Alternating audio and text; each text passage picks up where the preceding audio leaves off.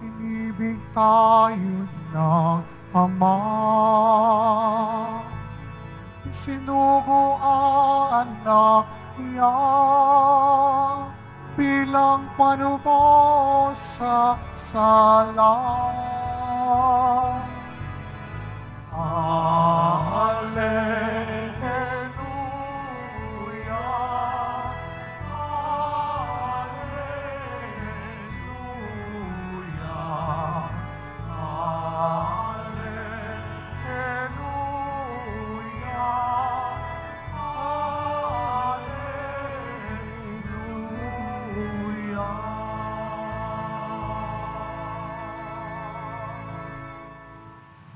Sumainyo ang Panginoon. At sumaiyo rin. Ang mabuting balita ng Panginoon ayon kay San Juan.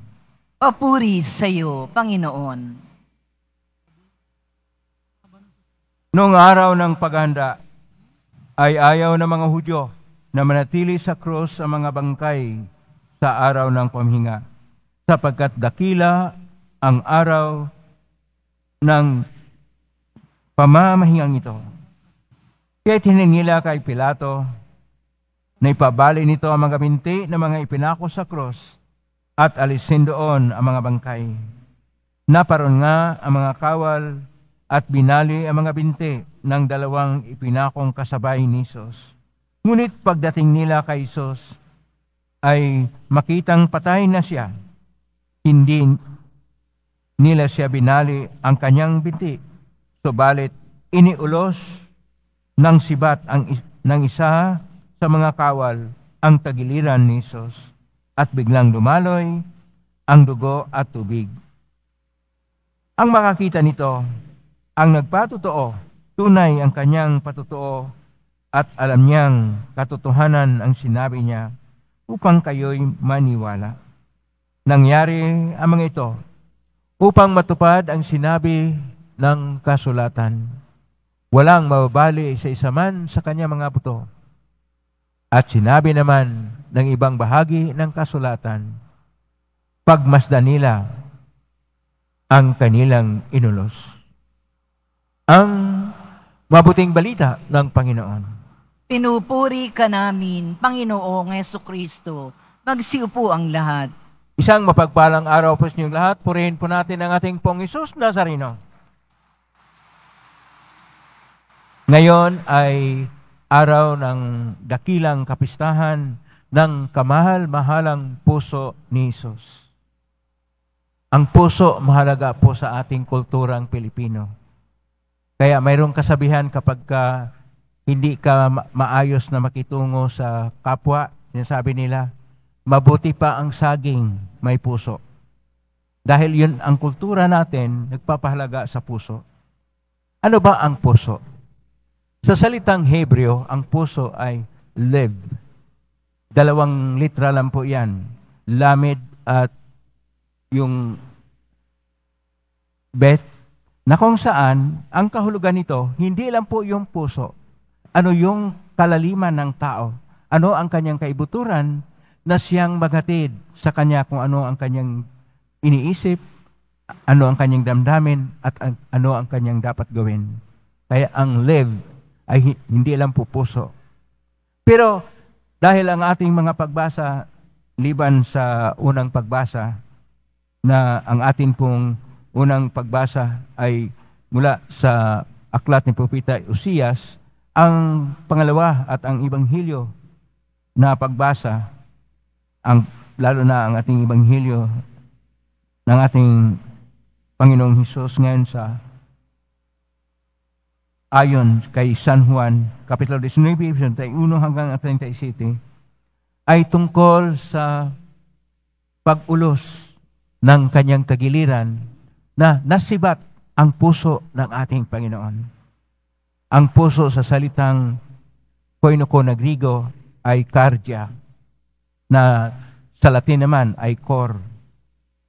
At ito yung pinakamalaga na bahagi ng tao, na kung saan doon po natin iugnay ang ating kapistahan kung ano ang saysay at kahulugan ng puso.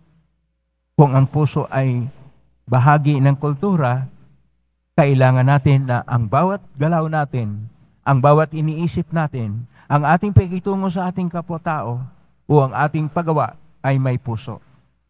Ang kapistahan ng kamalmahalang puso ng ating Panginoon ay nagsimula noong 25 ng Mayo, 1899, na kung saan si Papa Leo XIII ay sumulat sa isang dokumento na Annum Sacrum.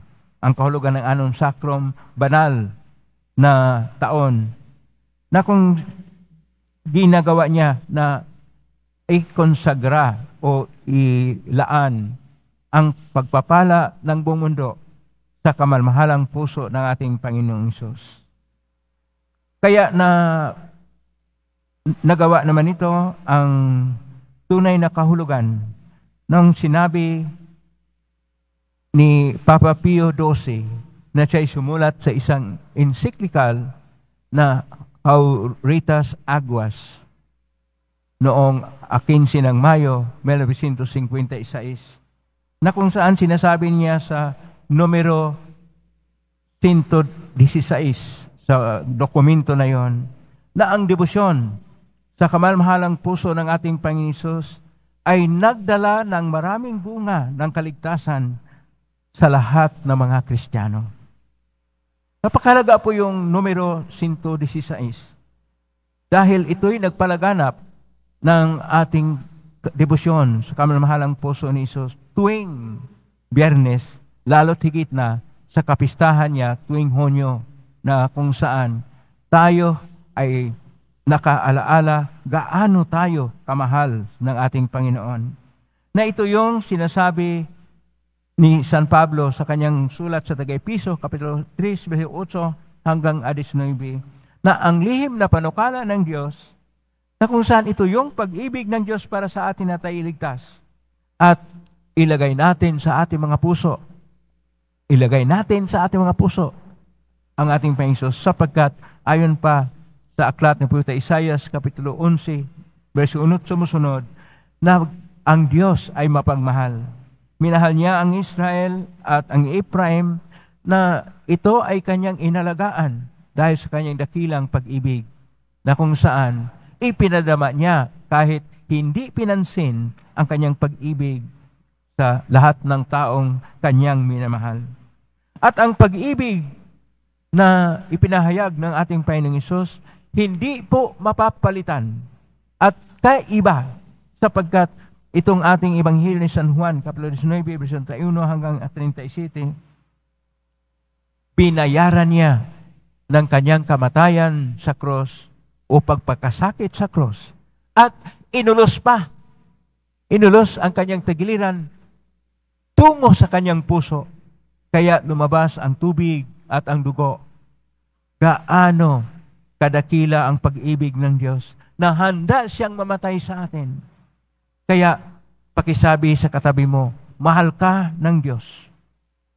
Mahal tayo ng Diyos, at dahil mahal tayo ng Diyos, palakpakan natin ang ating Panginoong Hesus Nazareno na nagmahal sa atin, at dahil sa pagmamahal na yan, handa siyang nasugatan hanggang ang kanyang puso ay nasugatan para sa atin.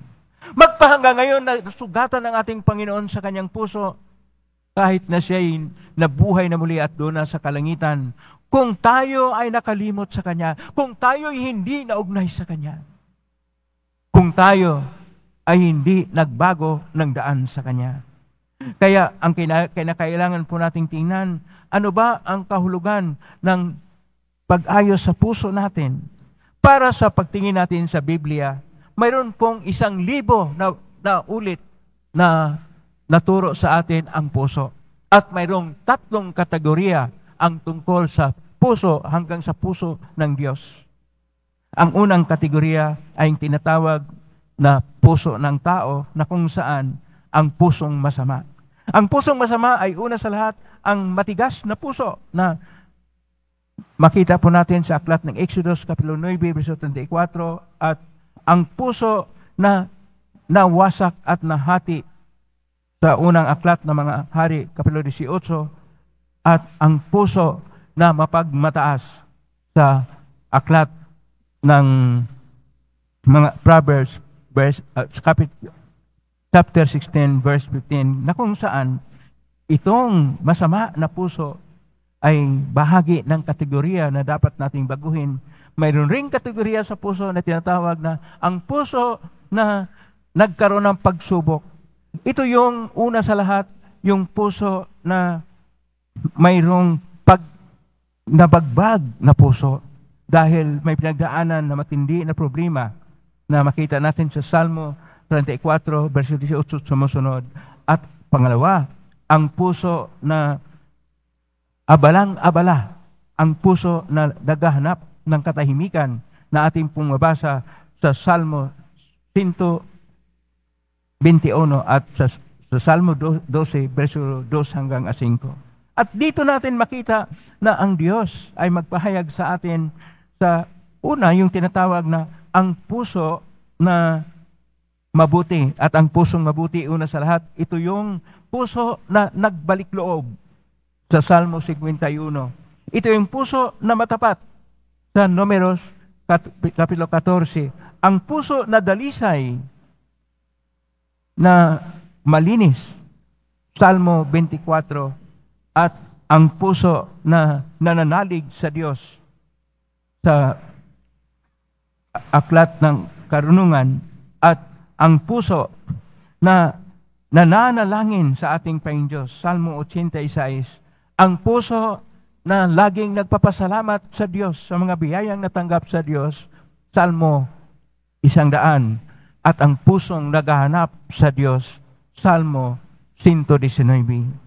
Ito yung mga mabuting puso na dapat nating tingnan sapagkat ang puso ng Diyos, puso ay isang bahagi ng tao. Ang Diyos kasi wala tayong tinatawag na physical.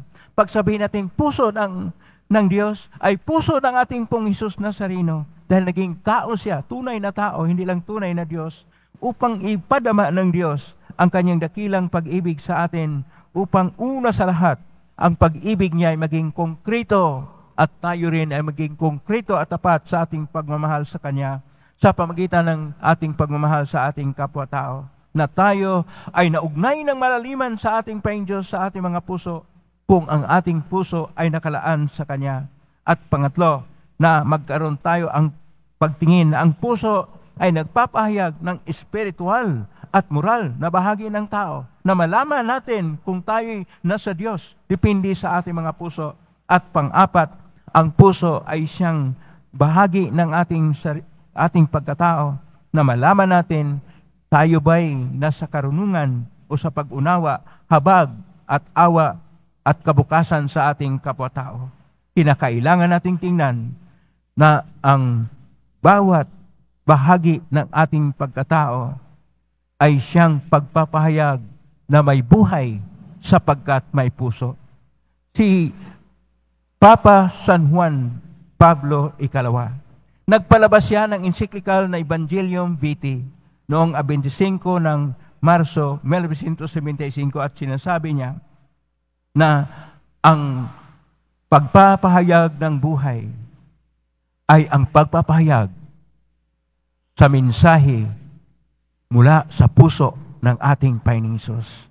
Ibig sabihin dito, kung tayo ay naging matapat sa ating buhay at tunay na nagmamahal, ang atin pong napahayag ay ang Ebanghelyo ng pag-ibig ng ating Panginoong Hesus. Kaya naway, ang bawat tahanan ay siyang paaralan o isang lugar na sa paghubog ng pag-ibig upang ang pagmamahal, hindi lang sa simbahan, ang pagmamahal at ang pakikitungo sa Diyos ay atin pong madama kahit saan, lalo't higit na sa mga tahanan at sa pamilya na nagmamahalan. Amen? Purihin natin ang Diyos.